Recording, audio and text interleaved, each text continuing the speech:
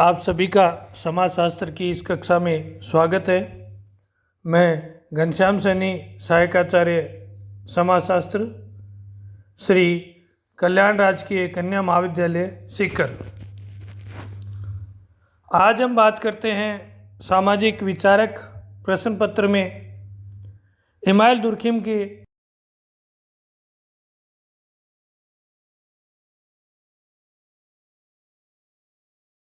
सामाजिक तथ्य क्या है, क्या इसकी विशेषताएं हैं, सामाजिक व्यवस्था को समझने के लिए ये किस प्रकार उपयोगी है, इस बारे में हम आज चर्चा करेंगे। इमाइल दुर्खिम ने समाजशास्त्र को प्राकृतिक विज्ञानों के समान स्तर प्रदान करने के लिए अनेक सिद्धांत, अवधारणाएं, कार्यप्रणाली तथा प्रारूप आदि प्रतिपादित किए। इन सब में महत्वपूर्ण सामाजिक तथ्य की अवधारणा है। दुर्खिम ने सामाजिक तथ्य के विभिन्न पक्षों पर अपनी पुस्तक समाजशास्त्रीय पद्धति के नियम में प्रकाश डाला है। सामाजिक तथ्य क्या है, इसका अर्थ क्या है, इस बारे में बात करें। थियोडोरसन एवं थियोडोरसन के अनुसार ये सामाजिक तथ्य क्रिया करने और अनुभव करने के तरीके हैं जो व्यक्तिगत चेतना के बाहर विद्यमान होते हैं। सोरोकिन महोदय कहते हैं, सामूहिक प्रतिनिधान जो कि सामाजिक तथ्य है व्यक्ति के बाहर विद्यमान होते हैं तथा व्यक्ति की क्रियाओं को नियंत्रित करते हैं। दुर्खिम के अनुसार सामाजिक तथ्य कार्य करने, सोचने एवं अनुभव करने के तरीके हैं जिनमें व्यक्तिगत चेतना से बाहर भी अस्तित्व बनाए रखने की उल्लेखनीय विशेषता होती है। आगे दुर्खिम कहते हैं, सामाजिक तथ्य क्रिया करने का एक स्थायी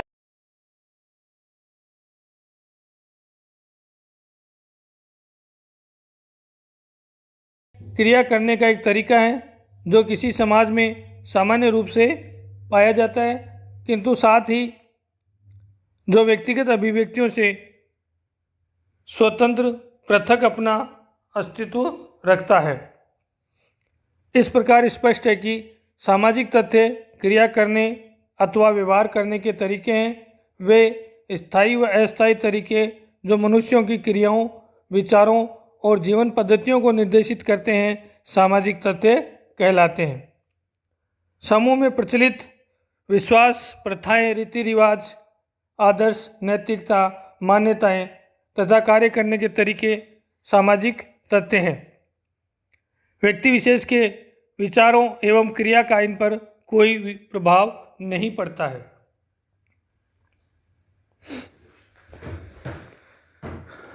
आगे हम बात करते हैं सामाजिक तथ्यों की क्या विशेषताएं हैं।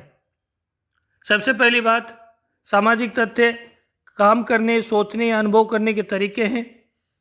दुर्खिम की परिभाषा से स्पष्ट है कि सामाजिक तथ्य समाज अथवा समूह में काम करने वाले सोचने व अनुभव करने के तरीके हैं। सामाजिक तथ्य का प्रभाव व्यक्ति पर इतना अधिक होता है कि उसकी संपूर्ण अनुभूति भी सामाजिक तथ्यों के अंतर्गत आ जाती है। दूसरी विशेषता है सार्वभौमिकता। सामाजिक तथ्य सार्वभौमिक होते हैं, अर्थात उनका प्रचलन सारे समूह और समाज में पाया जाता है। सभी इन्हें एक ही अर्थ में समझते हैं और इनका पालन करते हैं। नंबर 3, सामाजिक उत्पत्ति। सामाजिक तथ्य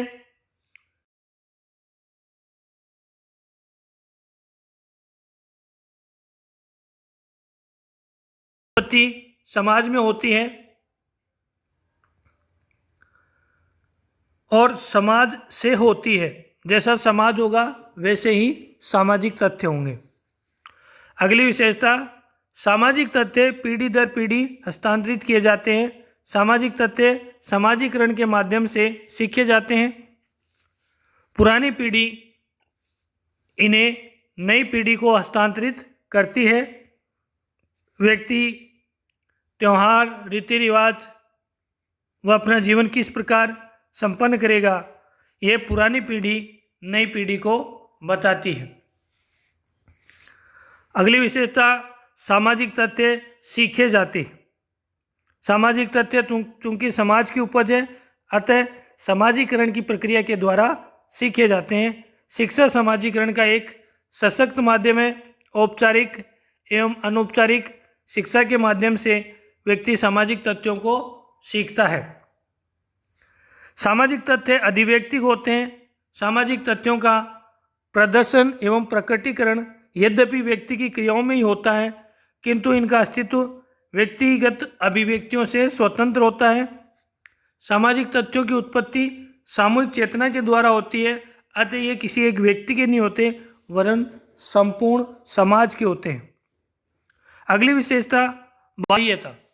सामाजिक तथ्य की एक विशेषता यह है कि ये व्यक्ति के व्यक्तिगत विचार, व्यक्तिगत चेतना और अधिकार क्षेत्र से बाहर होते हैं। अंतिम विशेषता है बाध्यता। सामाजिक तथ्य की एक विशेषता यह है कि इनका पालन व्यक्ति के लिए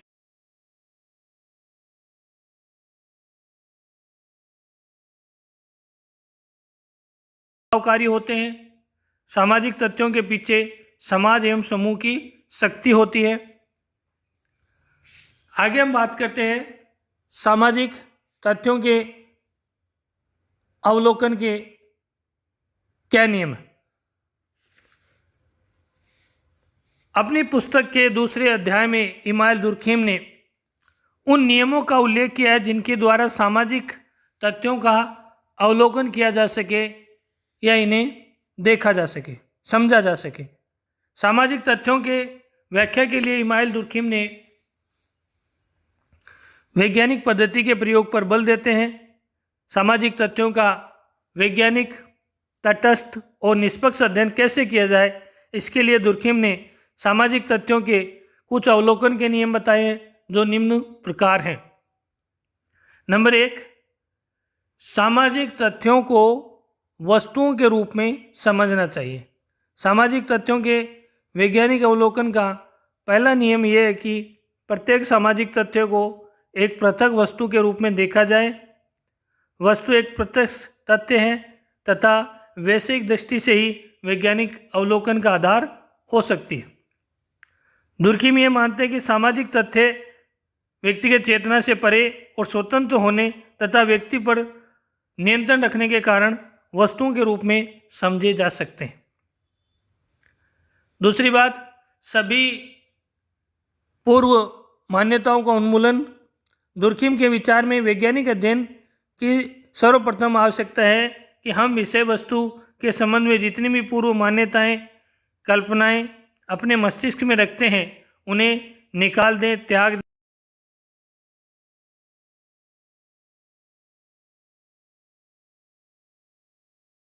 तीसरी बात यह है विषय वस्तु की परिभाषा। वैज्ञानिक और तटस्थ अध्ययन के लिए आवश्यक है कि समाजशास्त्री को अपने विषय वस्तु की स्पष्ट व्याख्या करनी चाहिए। इसके लिए उसे अध्ययन में आने वाली वस्तुओं की स्पष्ट परिभाषा करनी चाहिए। आगे व्यक्तिगत तथ्यों तथा सामाजिक तथ्यों की पृथकता भी होनी चाहिए, जिससे ही हम सामाजिक तथ्यों का और अधिक उत्कृष्ट तरीके से अवलोकन किया जा सकते हैं। इमाइल दुर्खीम ने अपनी पुस्तक के तीसरे अध्याय में सामाजिक तथ्यों को 2 भागों में बांटा है, एक सामान्य तथ्य और एक व्याधिकीय तथ्य। सामान्य सामाजिक तथ्य वे हैं जो समाज के स्वीकृत प्रतिमानों के अनुरूप होते हैं तथा सामाजिक जीवन के स्वास्थ्य में वृद्धि करते हैं। समाज में जो व्यवस्था बनी हुई है वह चलती रहती है, तो इसको समाज बनाए रखने वाले तथ्य सामान्य सामाजिक तथ्य हैं। दूसरी है व्याधिकीय सामाजिक तथ्य।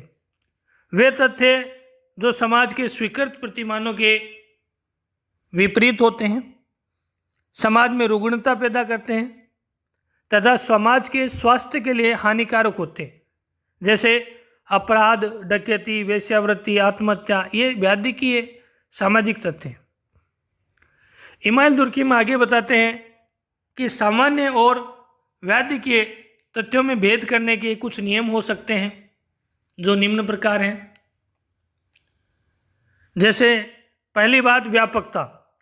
सामान्य या व्याधिकीय तथ्यों में अंतर करने के लिए दुर्खिम व्यापकता